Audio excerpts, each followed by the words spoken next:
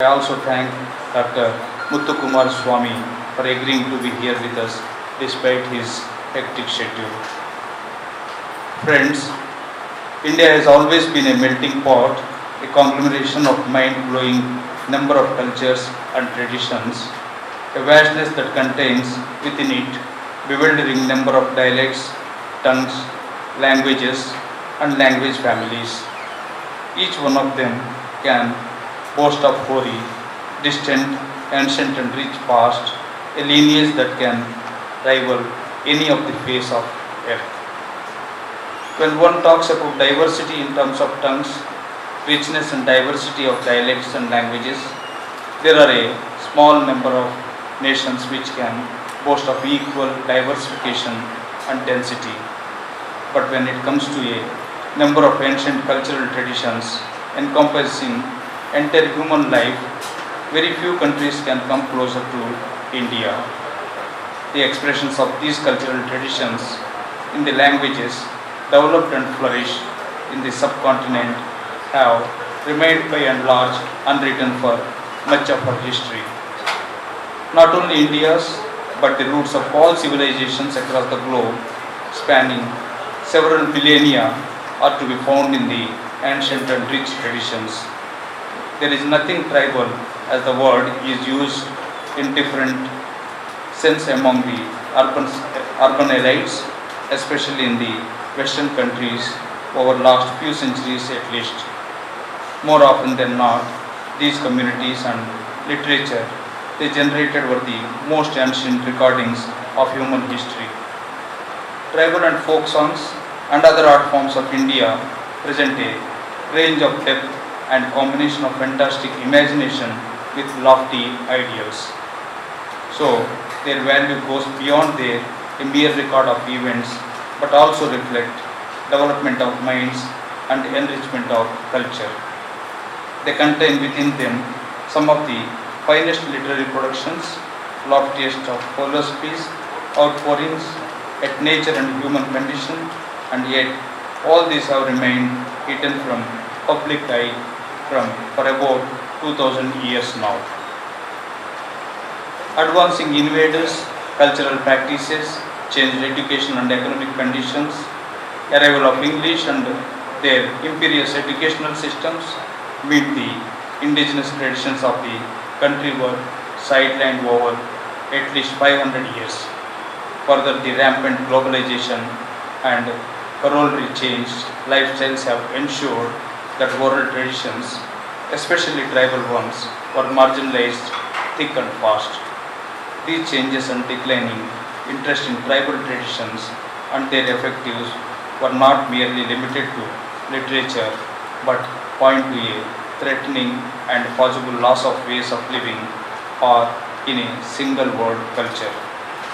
Indigenous medicine systems, knowledge traditions, records of seminal events in history, stories, information about economy and technologies, poetry and various art forms would vanish if the tribal traditions were allowed to be marginalized in the same frenzied manner. It is not all gloom and doom as it may appear to be. There are silver lining in terms of continuing storytelling traditions, native medical practitioners and tribal poets who can mingle with nature as if it is organism and weave out breathtaking songs. All tribal stories and songs are direct and actually the primordial expressions of first inhabitants who can be termed as pioneers of all literature. These pristine expressions may sound alien to the educated and smart urban inhabitants of modern world, but they are the truths told in simple forms.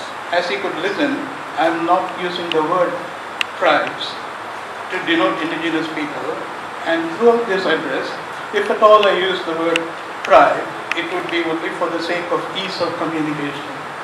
In fact, the problem of representing indigenous people or communities begins the moment we call them tribes. You may say, what is in a name? Even if you call them name close by to some other name, it will smell the same. But we should remember that naming is a way of classification, a method of categorization, and a primary tool for creating social hierarchies.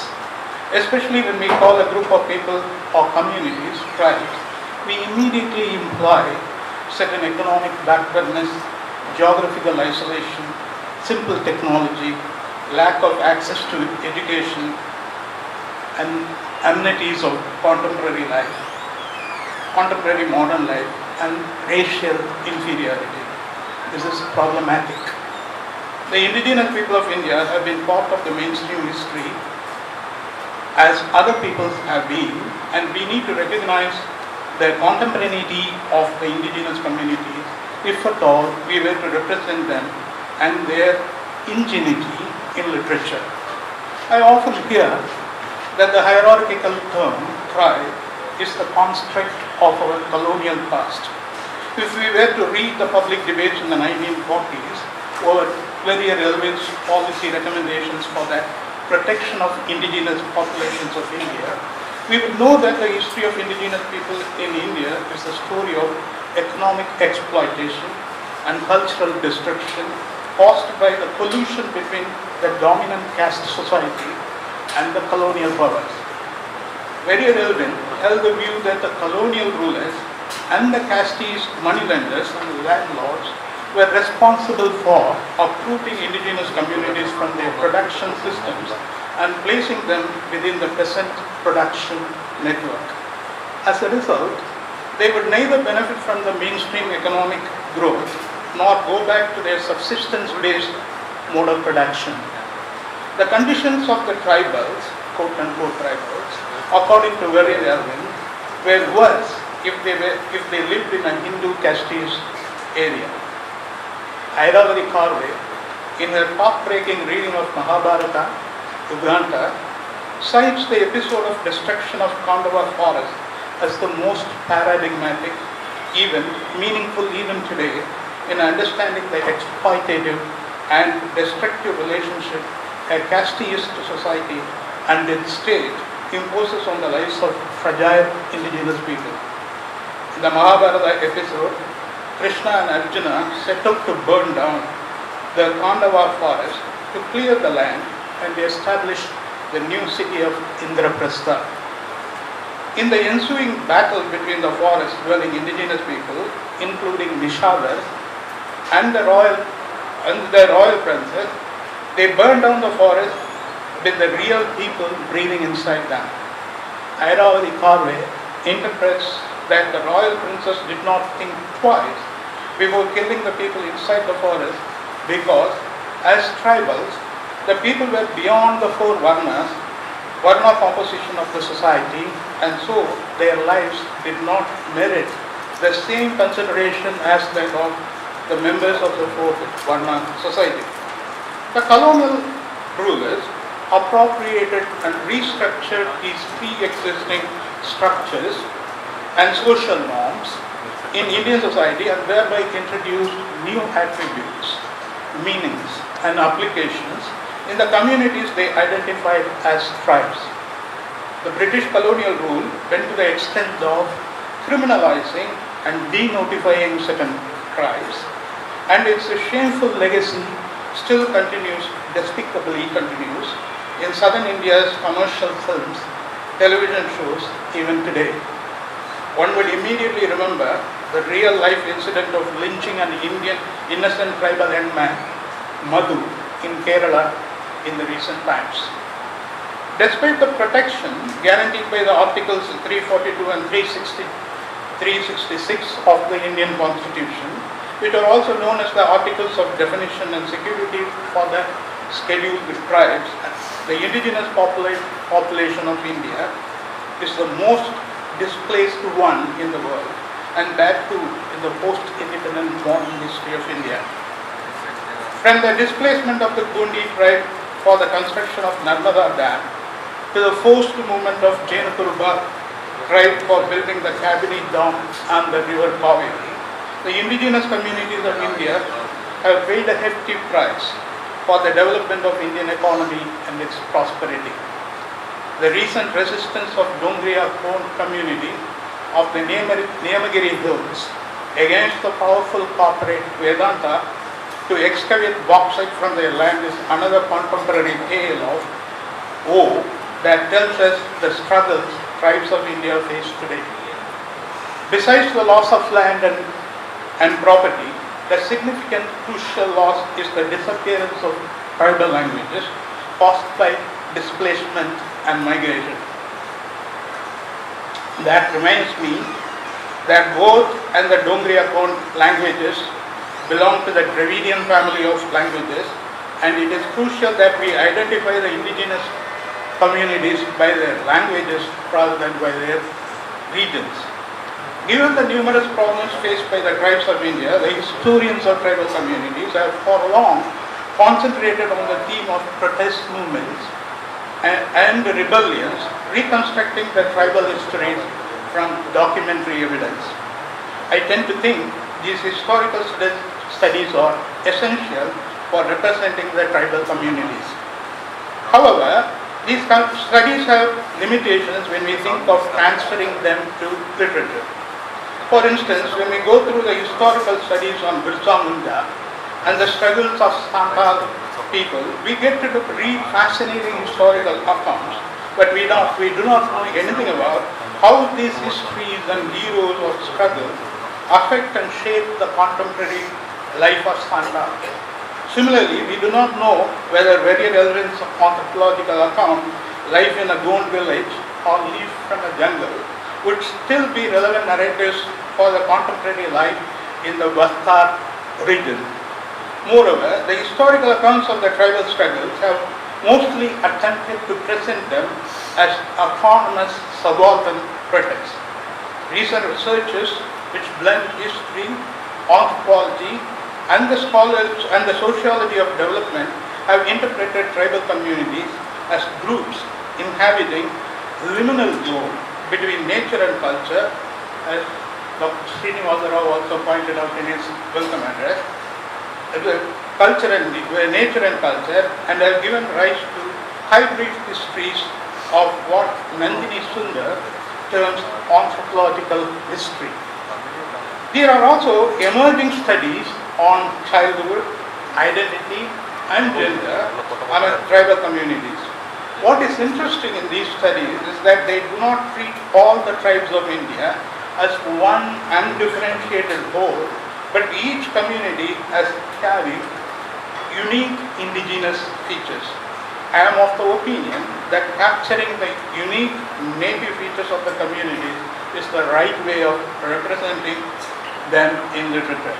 The history of its documented history to manifest in drapes, dupattas, tablecloths, stoles, kurtas, pajamas, skirts, pants, jackets, and salwar kurta, other than the traditional Muthukumarasawamy, which is a shawl, its original place of majesty.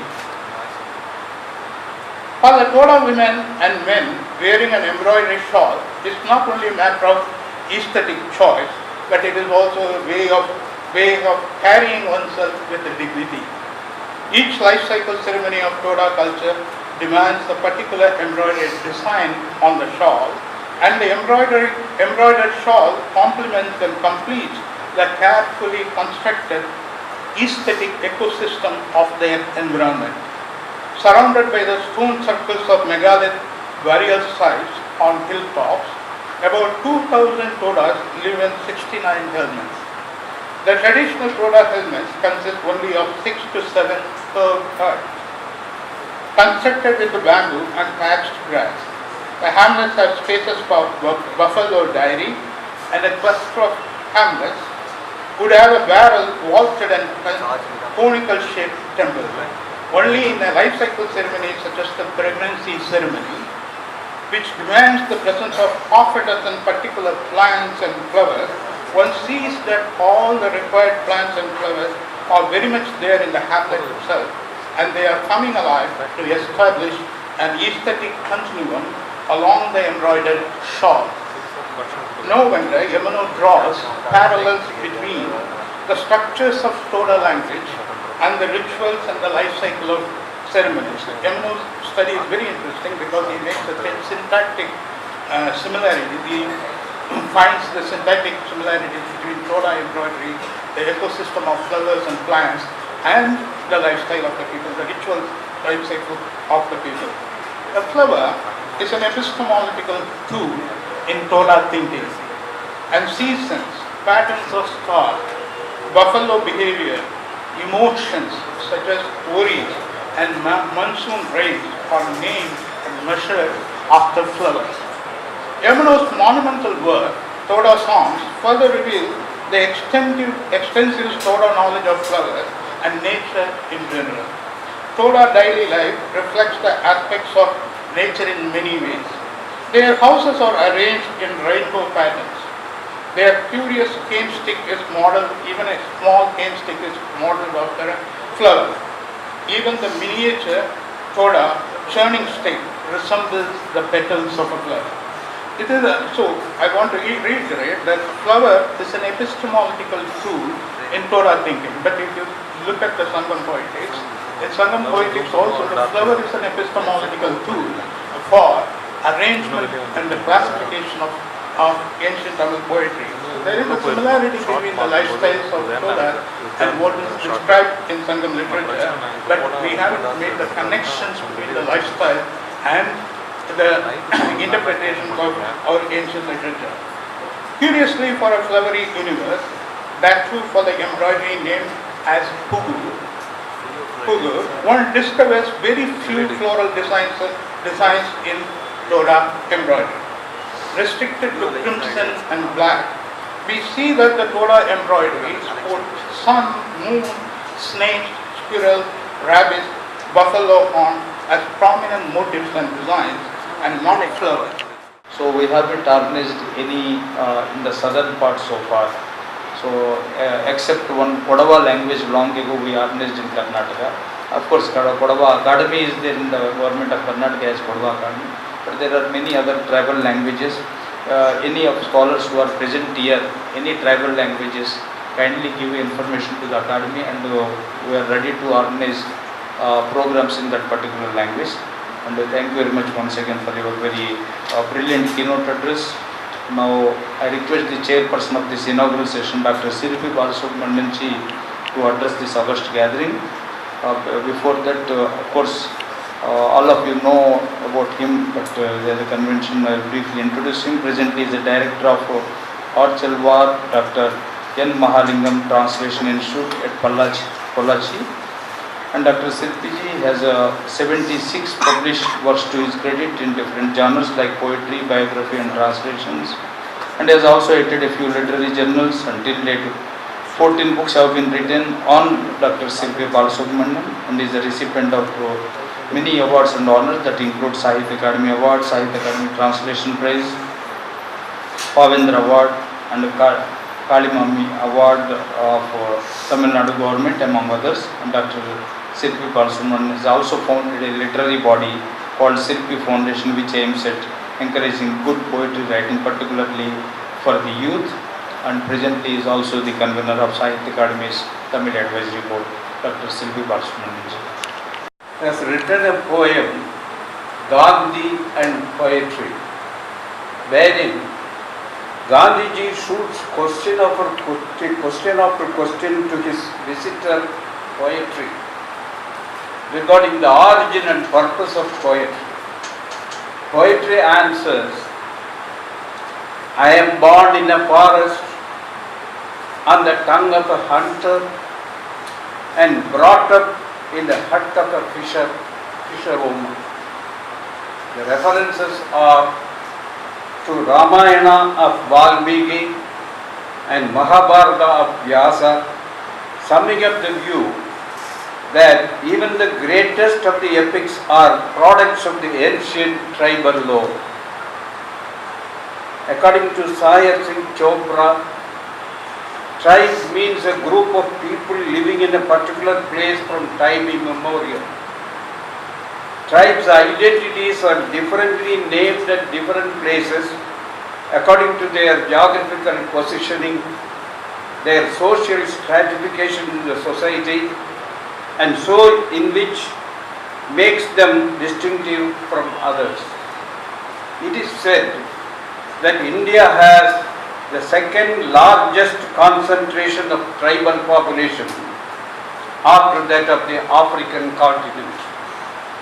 The central, the south and the northeast parts of India are inhabited by a large number of tribal communities with their primitive traits and distinctive culture. It is rightly said that the development of literature and of different art forms in tribal communities predated the emergence of literature and arts in the so-called mainstream society. Until recent times, the creative literary output of the tribal communities was largely ignored. The reasons are many. The very existence of the tribal people is threatened, and they have to struggle hard against the systematic exploitation and increasing discrimination. Their literature is mainly oral, and their mainstay is in the unsophisticated folk languages of the tribal world. The ignorance of hundreds of indigenous languages of the various tribal communities stood in the way of our understanding the yearnings of their soul. But for the socio-political movements, the life and death problems of these ancient communities would not have seen the light of the day. According to a survey, the throwing open of India to the exploiters of the world by globalization and economic liberalization, the wanton loot of water, forests and land, the prime resources of the tribals, has already taken a toll of the lives of tribal communities. The rapid industrialization and the greed for the exploitation of natural resources like forest products, minerals and water has led to deforestation and virtual plunder of tribal wealth. The eco-friendly, peaceful and harmonious lifestyle of the tribal people has been paralyzed beyond redemption in the name of economic prosperity of the country. Big dams are being built in the hills and forests, destroying the ecosystem forever, denying the children of nature the very survival. Tehri Dam in Himalayas and the Narmada Dam in Gujarat and Madhya Pradesh have brought to the fore the plights of Adivasis and hill tribes. Sundarlal Bahuguda and Meda Patkar, though failed in their attempts to save the tribal communities, stirred the consciousness of mankind in this respect. The efforts of Mahasweta Devi and Shivaram Karan will ever be remembered by the tribals, with whom they were not only sympathetic but shared their problems, living with them in the hills and forests. Arundhati Rai's voice, though harsh, was echoing the truth when she said, "Big dams are to a nation's development what nuclear bombs are to its military arsenals. They are both weapons of mass destruction," she said. It is an irony that when the Constitution guarantees the people the freedom to live in their own traditional ways, the guardians of the Constitutions are busy evacuating the tribal communities from their traditional dwellings. They owned from the distant past. The hills and the forests were owned by the tribal community from the distant past, when the mainstream life was not yet bigger. The first attempt to classify and record the manners and customs of the castes and tribes of South India was made by the Ethnographic Survey of India, constituted by the Government of India in 1901.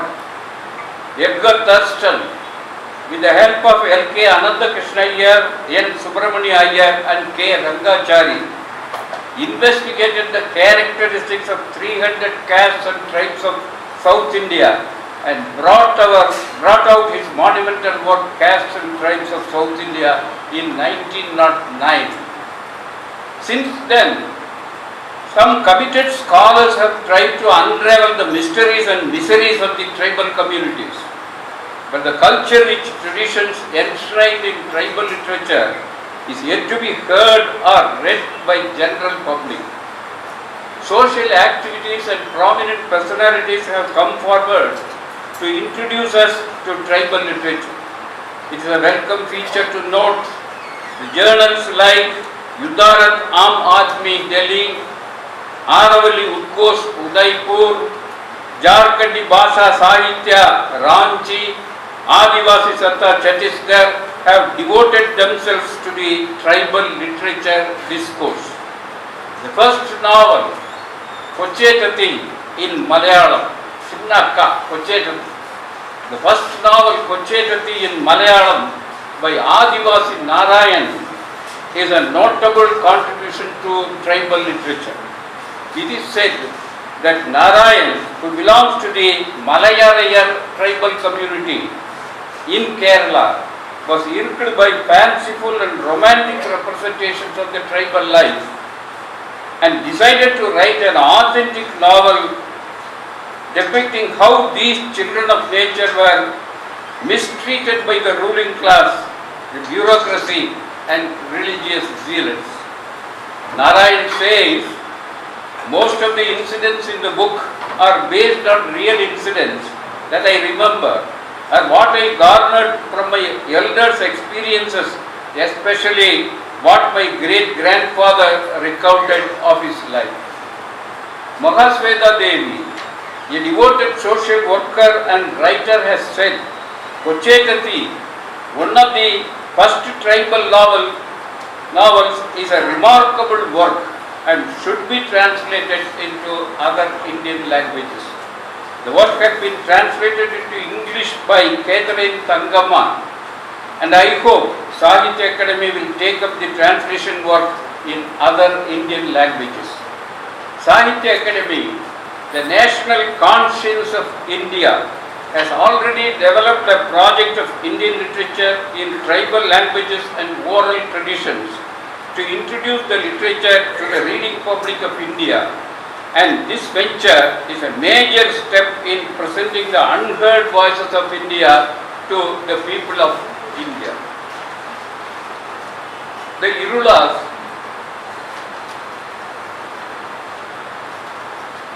as far as the tribal literature of the tribes of Tamil Nadu are concerned, the Kotas, Thodas, Irulas, Kurumbas, Patagas and Paliyans, special mention must be made of the novel Solagar Totti of Balamurugan. He has come here.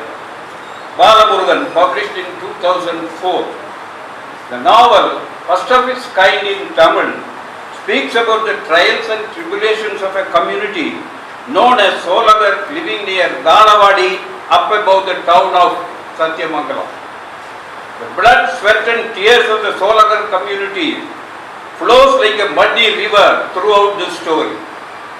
They are caught between the devil, the sandalwood wereupon, and the deep sea, the ruthless police, the land grabbers and money lenders, not to speak of the unmindful governments. Like many other tribal communities, Solagars are also worshippers of nature. Even when they dig for tubers, they used to take what is required for their food and leave a chunk to grow a guy. When they gather honey, they take care to leave a piece of honeycomb intact for the honeybee's food. Live and let live is the policy of tribal communities. There are many poignant scenes in the novel. An aged grandfather of the community is walking through the forest with his little granddaughter. On the way, they see a skeleton mass of an elephant. The child asks the grandfather, Tata, why do they kill the elephant? The old man says, Dear, they kill the elephant to take away the ivory tusks. The child prompts further, Tata, What will they do with the elephant tusk? With a sad voice, the grandfather replies, "Darling, with the tusk they will make elephant toys." What a paradox that singes our heart. Solagar Totti needs to be translated in other Indian languages, and I do hope Sahitya Akademi will take interest in this novel.